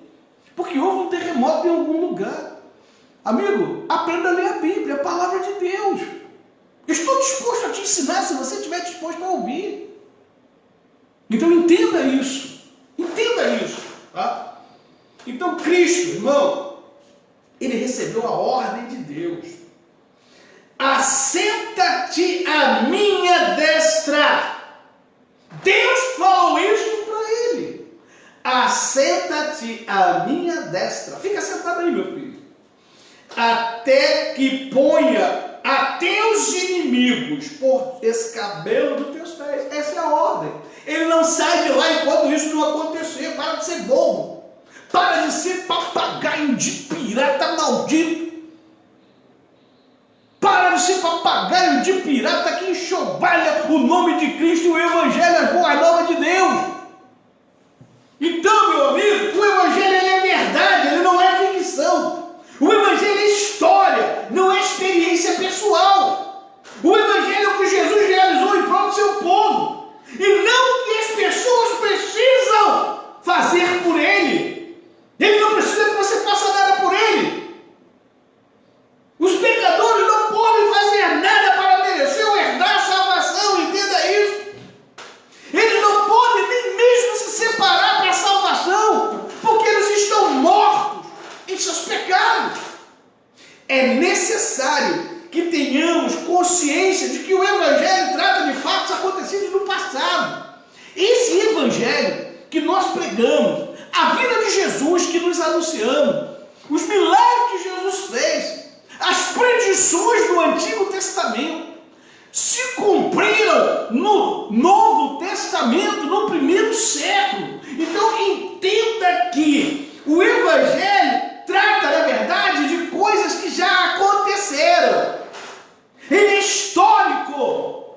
O Evangelho é as boas notícias a respeito do que Jesus fez, não o que ele vai fazer. Ele já fez em prol do seu povo. E o fez há 2000 anos atrás. Isso aqui são as boas novas. Isso é que é o Evangelho.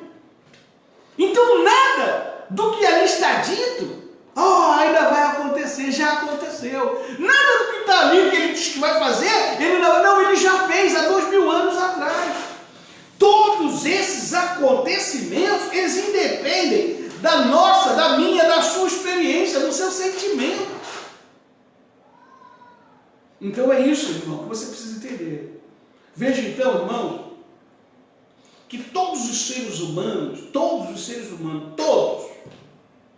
não há um que esteja fora, eles estão condenados por causa da primeira desobediência de Adão, que é um pecado, e foi um pecado totalmente fora do nosso alcance. Eu nem estava lá para dizer, Adão faz isso não. Adão fez a minha revelia. Então eu não posso fazer nada.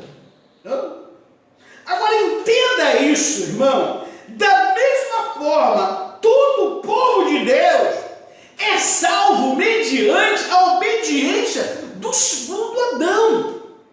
A obediência de Cristo. Pela sua obediência, nós somos salvos. E eu não estava lá.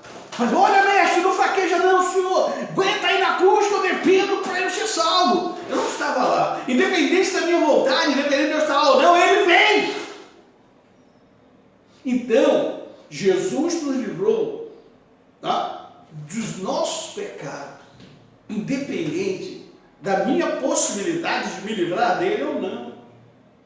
Entende isso? E a obediência dele ao Pai, ela também é totalmente fora do meu alcance.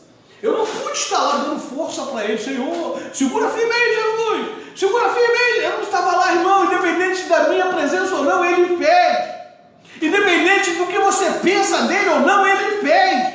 Independente se você conhece ele ou não, ele fez. Ele não vai fazer, ele já fez. Entenda isso. Então, irmão, isto é o Evangelho. Isso que eu estou te dizendo, é isso que é o Evangelho. É isso que a revelação de Deus nos ensina. Entende? Uma salvação adquirida mediante a vida, morte e ressurreição de Jesus Cristo. Independente se você gostou ou se você não gostou. Independente se você está lá do lado dele ou contra ele. Ele fez. Então são atos realizados totalmente fora do nosso controle e alcance. Dá para você compreender essa realidade? Então entenda, irmãos, fica evidenciado aqui que o Evangelho, ele não é uma experiência subjetiva, cara. Não depende se você acredita ou se você não acredita. Não depende se você gosta ou não gosta. Entende? Mas é uma verdade objetiva. Jesus fez. Independente de você abrir a Escritura e entender, estou vendo Jesus aqui. Independente disso, amigo, Jesus Jesus fez. Entenda isso. Por isso que Paulo, lá no primeiro século, ele já advertia os nossos irmãos sobre os falsos. Não? Então ele fala, por exemplo, à igreja de Corinto, olha, porque se alguém for pregar-vos outro Jesus que nós não temos pregado, ou se recebeis outro Espírito que não recebeste, ou outro Evangelho que não abraçaste, com razão o sofrerias. 2 Coríntios 11, versículo 4. Da mesma maneira ele fala da igreja da Galácia.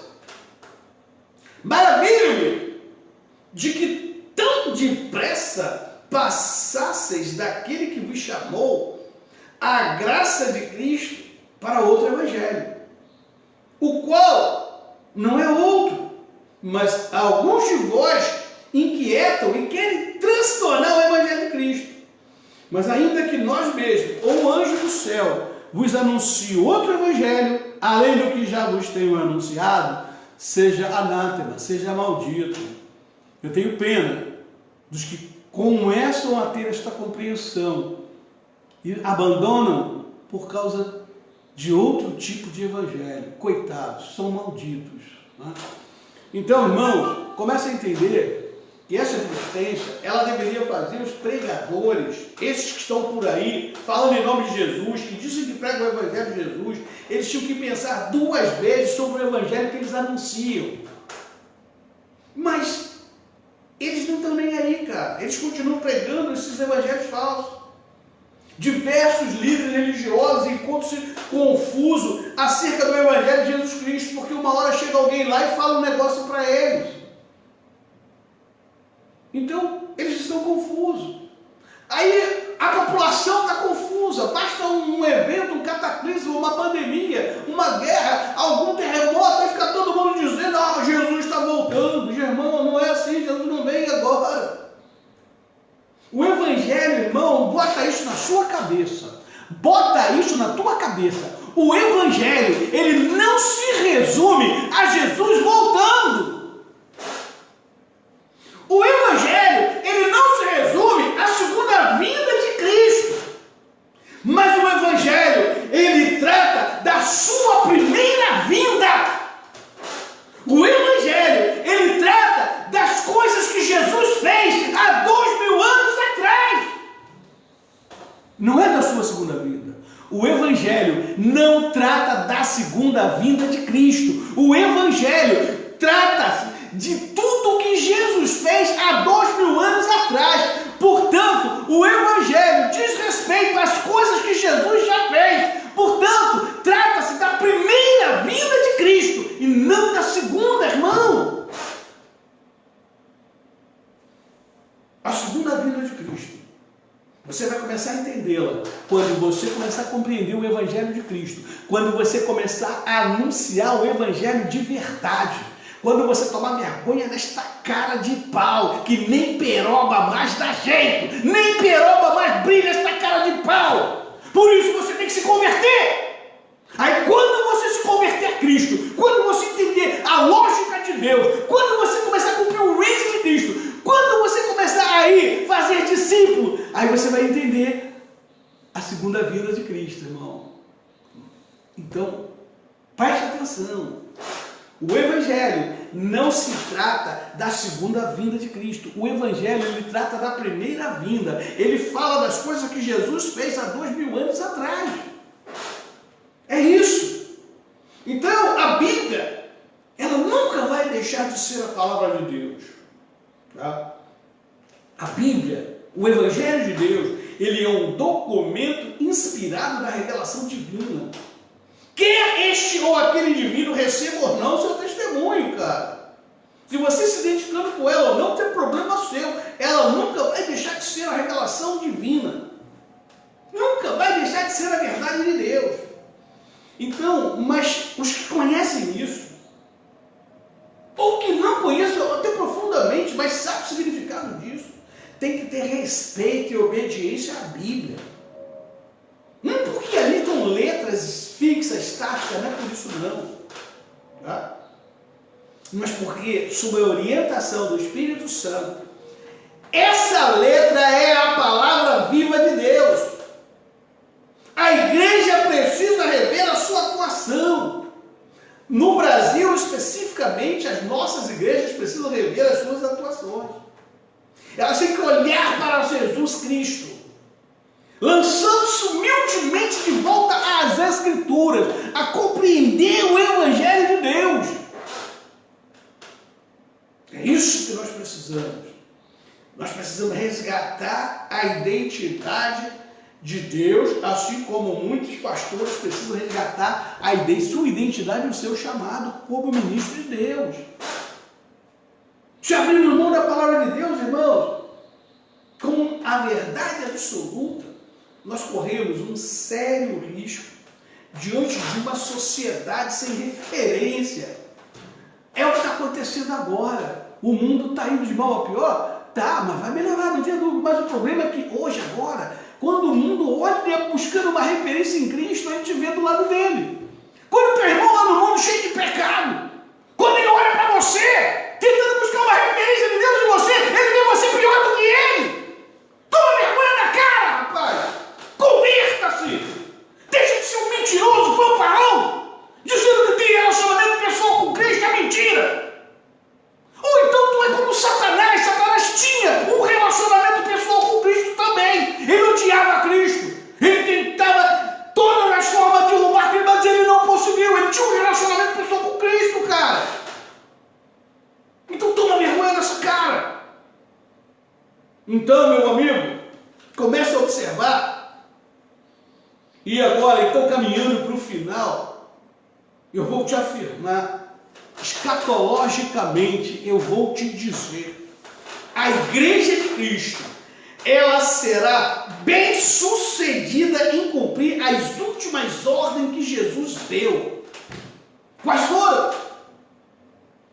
Os cristãos verdadeiros, guiados por esta palavra, por essa revelação lógica de Deus, eles vão ensinar o mundo inteiro a observar que Jesus Cristo é o Senhor.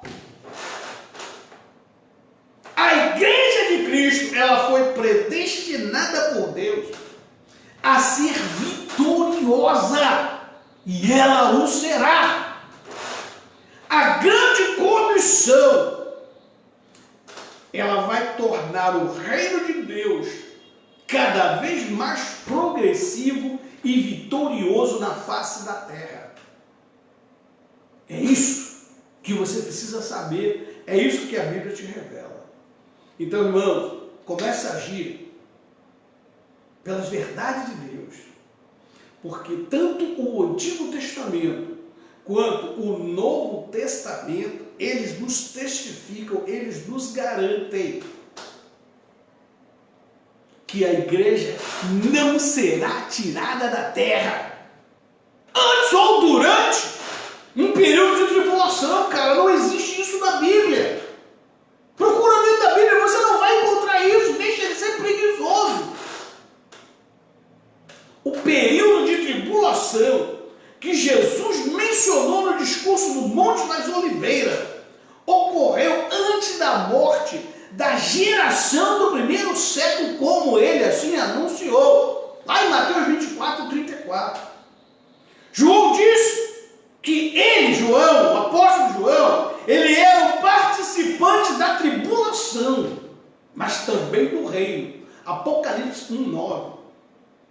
O período da tribulação, a qual todo mundo, cara, foi um período curto, mas o reino de Deus, ele é eterno. Entenda isso. Isaías 2, dos versículos 2 a 4, a profecia dele ali, ela garante um futuro glorioso para a igreja de Cristo. A passagem ela começa dizendo assim: e acontecerá nos últimos dias que se firmará o monte da casa do Senhor no cume dos montes, e se elevará por cima dos outeiros, e concorrerão a ele todas as nações, todas. Então Então, o monte da casa do Senhor é uma referência a Sião. O Antigo Testamento, lá, Sião é usado como uma forma figurativa para se referir ao trono, ao reino de Deus. Tá? Então, nós podemos concluir que a profecia de Isaías, concernente ao reino de Deus em geral, e a igreja de Jesus Cristo em particular, a declaração de que o monte da casa do Senhor será exaltado sobre os montes das colinas, indica o estabelecimento do domínio soberano do reino de Deus sobre todas as nações, e o triunfo de Cristo e a sua igreja sobre todas as falsas religiões, falsos pastores, falsas denominações, todos que usam o nome de Cristo em vão serão derrotados. O testemunho da palavra de Deus é claro com respeito ao triunfo do futuro de Jesus Cristo e da sua igreja. O Novo Testamento, ele também prediz diretamente o triunfo da igreja. Mateus 28, 18 a 20. A grande comissão, quem decreta é Deus. Então, a garantia do sucesso em converter as nações, o plano da grande comissão é a certeza da nossa vitória, porque quem decretou foi Jesus. Você só precisa se converter de verdade. Você só precisa deixar a Bíblia entrar no seu coração, na sua mente, e se converter a Deus de todo o coração. Amém? Glória a Deus. Querido, então, muito obrigado pela sua companhia. Eu tenho certeza que o Senhor falou no seu coração. Deixe essa palavra entrar no seu coração. Comece a compreender isso. E você vai ver a grande virada na sua vida. Tá? Então, nós vamos fazer uma oração. Nós vamos estar encerrando a nossa reunião de hoje. Amanhã nós temos um culto também online, presencial. Contamos com a tua presença. Domingo pela manhã nós temos escola bíblica às 9h30 da manhã, online. À noite também teremos um grande culto. E até quarta-feira nós estamos de volta aqui nesse mesmo encontro, conversando sobre Deus, nosso futuro e a nossa grande vitória. Amém? Que Deus então os abençoe. Querido Deus, em nome de Jesus, Senhor, eu peço neste momento que todo aquele, meu Pai, que esteve conosco, ouvindo, Senhor, assim a tua mensagem, a tua palavra, que o Senhor venha, Deus, dar esta revelação, uma revelação progressiva, Senhor, das tuas verdades, Senhor, dos seus decretos, Pai, e que ele venha assim, meu Deus, também se juntar a nós nesta grande comissão, que é o anúncio da tua verdade e do teu evangelho. Abençoa as famílias, abençoa os lares e nos dê assim, Pai, um fim de noite abençoado na tua presença. Assim nós oramos e te agradecemos em nome de Jesus. Amém.